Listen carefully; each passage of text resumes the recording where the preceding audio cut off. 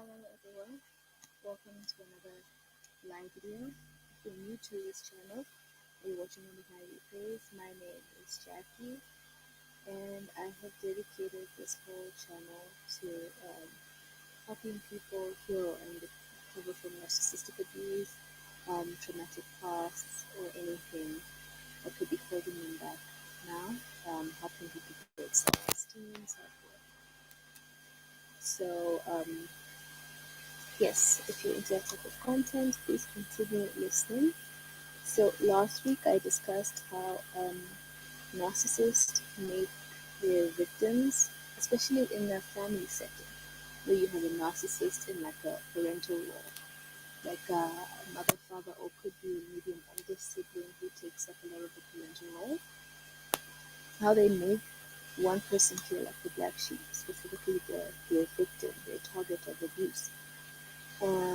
So this week I would like to elaborate on this more and and explain why I believe that the narcissists themselves are the black sheep and their victim might be defined as the white sheep, what we call the white sheep. So I will really dive deep into that in this video. But before I talk about that, let me briefly explain what the white sheep actually is.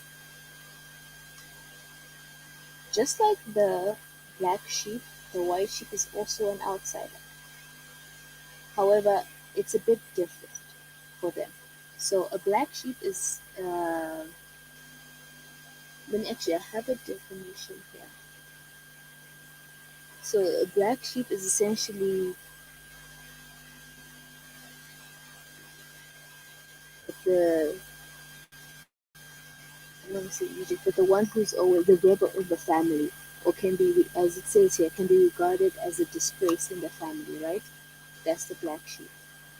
The alternatively, the white sheep is the person who wants to do good and be better and do better than the rest of the family. So I believe in a narcissistic family dynamic or in a toxic family dynamic, everyone else could be a black sheep, right? They want in a home where there's a lot of alcohol or drug abuse, bad lifestyle choices, maybe living an unhealthy lifestyle.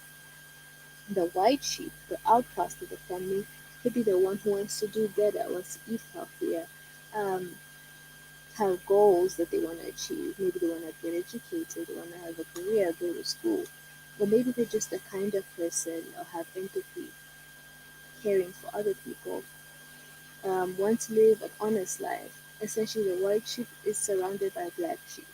So the one good person is surrounded by the disgraces instead of the other way around, which I feel like a lot of the time that's what you get with a narcissistic family or a family with a narcissist and enablers, because essentially narcissists almost brainwash their enablers and flying monkeys to do, that the bad is good, you know, that glamorizes their toxic behavior and toxicity and makes their enablers almost do it.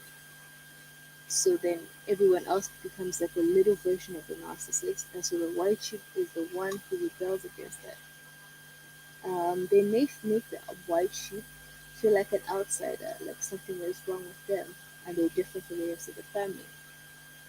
But, and yes, this is true, but not for the reasons that the narcissist might try to convince you. Simply, you could simply be much better than everyone else. Um, you could make healthier choices, be a better person just genuinely, and somehow you're still the outcast in the family because they're just not like you. And also notice that they tend to glamorize toxic and self-destructive behaviors. And because it contrasts too, you end up feeling like, am I missing out on something by being good? Am I, like a loser? Am I the dumbass for, excuse my language, for not partaking in these toxic behaviors like, you know, being sneaky, you have a family members who are very sneaky, or almost like con artists who try to do things, in shortcuts and hurt people in the process, but they really glamorize like, ah, look at us, we did this and we got that, this, that, and the other.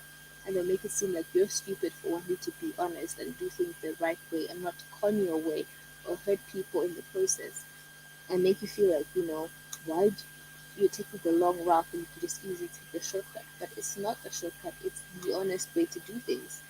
And so that's how they sort of glamorize their toxic behavior.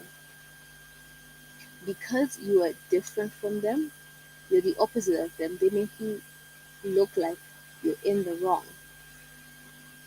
But they're the ones doing something destructive.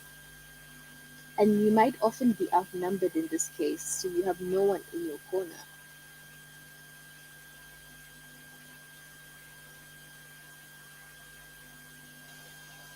And also, maybe they could just want to live in their fantasy world in which, they're these perfect beings and this the world is so hard on them, that's why they haven't succeeded. But in all honesty, I'm so good, just no one has given me a chance type of behavior. When in actuality, they don't have what it takes to make it in the real world. And you live in the real world and you make actionable steps to, improve your lives, get better at your skills, get whatever it is that you want to do. And you know that it's a step by step process to get good at something or to get something that you want to have. And so you're willing to take those steps, even if it takes you longer. For example, you want to be good at, I don't know, arts, for example. You want to be an artist and you want to get good. So you go through the stage of sucking at it and then until you eventually improve and get better. But this is something I've also noticed. Narcissists don't like failure, so they will start something like that they don't really know. Let's say art, start from the beginning, and they really don't know or have no idea how to properly do this thing. And so, because that then hurts their ego, they kind of stop and quit. And that's what they do with a lot of things. They stop and quit in the middle, and they even like to make fun of people who are willing to, make the steps to improve at something, who are willing to suck at the beginning and gradually get better. Else you see them make fun of the people at the beginning, and then later on when they start improving, they're like, oh, whatever, you know what I mean?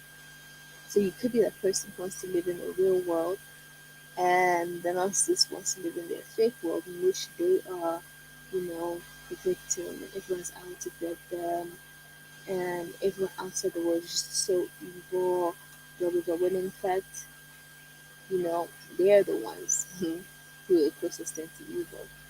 So they're just projecting and blaming all the issues on other people. But it can be anything. Just they have a fear of facing the real world because it doesn't match their ego, and they realize that the world doesn't essentially doesn't evolve around them. Um, People are not stepping out of their door to roll out the red carpet and have a standing ovation for them every time they step off the door. Like people have lives and things going on, and they cannot face it. They cannot face not being the center of attention. So, and you're more willing to you cope better in the real world. I know this might sound crazy, and they might even have more friends and more people they're connected with, but you cope better in the real world. Believe me when I say this, because you know how to be accountable for your own actions. You know how to take steps to improve and get better. You know how to help people, how to really be there for people, how to listen, how to lend a helping hand. You have a soul. So they don't have that. They never develop that. So you believe it or not, you are what the world needs more of. You are able to cope properly in the real world and create real connections. Yes, you. I know you might not believe this, but it's true. I read somewhere, I forgot where I read it, but this woman was speaking to her therapist, and she said, I have social anxiety, blah, blah, blah. And then at the end of the session, the therapist goes, you know, you might not actually, you don't have social anxiety, you're just around the wrong people. And when I heard this, it really hit home with me. And I feel like this is what it's like being with a narcissist. You feel like, something is wrong. Where can I connect with people? I have social anxiety, this, that. But it's not social anxiety. You're just around the wrong people. You are a narcissist who will create an argument out of nothing, who will try to shame you for breathing, um, do all sorts of things. And so you feel like you might not be able to properly connect with people when in fact you can connect with people just fine. You're just trying to connect with the wrong type of people. the type of people who are incapable of creating human connection, proper connection. And because they cannot take responsibility for their own actions, their own inadequacies, and where they're lacking, they then project that onto you, and you walk around feeling like you can't connect with people. You literally will sit with someone, let's say at work in your office, and connect with them beautifully and still have the belief that, no, I can't connect with people. But you just spoke to this person and you just created a bond with them, and you're not even seeing that. So you carry all these burdens that for the narcissist, you carry them when they're not yours. They do not belong to you. They are the narcissists. So you need to give that back to them. You are perfectly fine. You're able of forming proper relationships. Granted that if you're codependent, that's something you need to look at. Work on being more independent and self-reliant or interdependent in relationships. But yeah, you are definitely more capable of achieving that than they are, for sure. They are well aware of the fact that you are the one with potential. You are the one with the future, and you are the one with the ability to make things happen for yourself. They will never acknowledge it. They will never acknowledge your accomplishments or potential, because it means they have to address their own shortcomings. And as we know, narcissists will never do that. They can never be held accountable for their actions. They would rather run away, turn around, and claim that you are the problem when in fact they are. You see, you are pretty amazing. You may not believe this because you've been gaslighted out of not seeing this, but the mere fact that you were targeted by them means you're the exact opposite of them. And if you are the exact opposite of them, means you are good. You are the white sheep. You are targeted because you are good. You are targeted because you have a heart and you have soul and you have kindness. And you can see people and the world for what it truly is. And because you could see them for what they truly are, there was a bruise to their ego.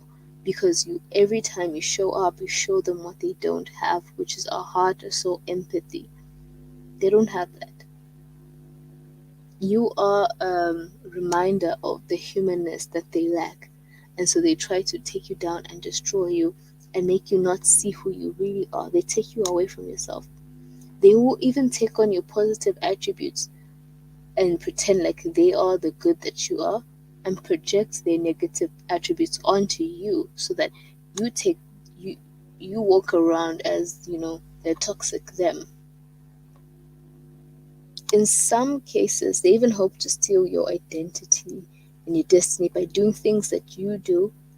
They will look at how you do things, how you operate, and try to replicate that and almost become you. I've noticed this happens because there's no one there. To their core, all they are is a collection of traits and attributes and residual characteristic traits that they've stolen from other people, things that they deem desirable that they don't have. Instead of becoming that, instead of seeing someone who's, let's say, kind and compassionate and being, hey, you know what, I should try to be more kind and compassionate, and start behaving in such a way where they show kindness to people, they will pretend to be kind and compassionate. They will start a campaign, as I call it, the narcissist campaign, where you have someone who's running for president and they're campaigning. They do that. They go around telling everyone, oh my god, I'm so kind and compassionate, you guys, I'm so kind and compassionate. They even put on a little bit of a show just to appear more kind and compassionate, when in fact it's just a show.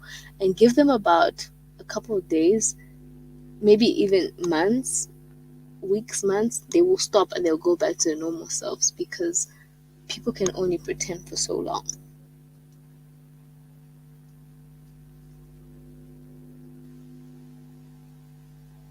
Yeah.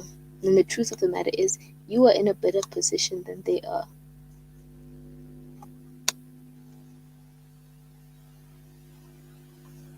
And don't ever let them convince you otherwise.